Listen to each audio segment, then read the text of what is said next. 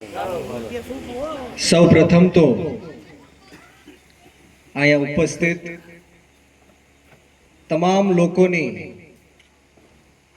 એક લોકોની બે હાથ જોડીને માફી માંગીશ, કારણ કે આવામાં કદાચ થોડું મોડું થઈ ગયું છે, પરંતુ એટલી બહોળી સંખ્યામાં રાતના 11 વાગ્યા છે છતાં પણ આમ આદમી પાર્ટીને સમર્થન આપવા, આમ આદમી પાર્ટીના નેતાઓને સાંભળવા માટે દૂર દૂરથી અને આ ગામમાંથી અનેક વડીલો, ભાઈઓ, બહેનો અને ખાસ કરીને મારા સાવજો જેવા યુવાનો ઉપસ્થિત છે, ત્યારે હું બ્રિજરાજ સોલંકી આ પરિવર્તનની લડાઈમાં તમામનું ખૂબ ખૂબ સ્વાગત કરું છું ને આપનો ખૂબ ખૂબ આભાર વ્યક્ત કરું છું.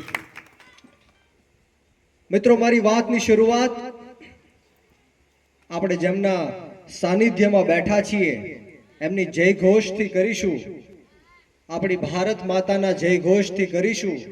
તો બોલો સિયાવર રામચંદ્ર ભગવાન કી, ભારત માતા કી, વંદે વંદે.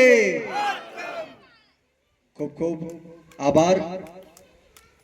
આમ આદમી પાર્ટી ગુજરાત જોડો જનસભામાં આપણી વચ્ચે ઉપસ્થિત તમામ આમ આદમી પાર્ટીના હોદ્દેદારો તથા આપણી વચ્ચે ઉપસ્થિત ભાવનગર જિલ્લાના લોકસભાના ઇન્ચાર્જ એવા દીપકભાઈ પંડ્યા સાહેબ, સુરેન્દ્રનગરથી પધારેલા જોગરાણા સાહેબ, રમેશભાઈ મેર સાહેબ, પુરુષોત્તમભાઈ અને સાથોસાથ તમામે તમામ આમ આદમી પાર્ટી બોટાદના જે કાર્યકર્તાઓ અને હોદ્દેદારો છે, માફ કરશો બધાનું નામ નહીં લઈ શકું, તમામનું આ તકે હું ખૂબ ખૂબ સ્વાગત કરું છું અને આભાર વ્યક્ત કરું છું.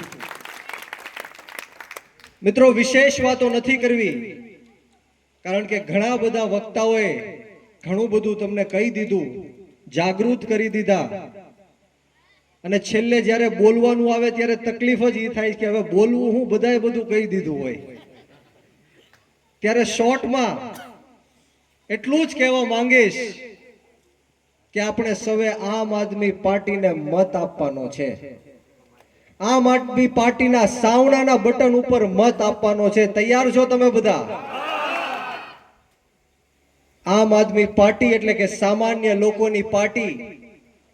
તમારી અને મારી જેવા નાના ઘરના લોકો હોય, ખેડૂત પરિવાર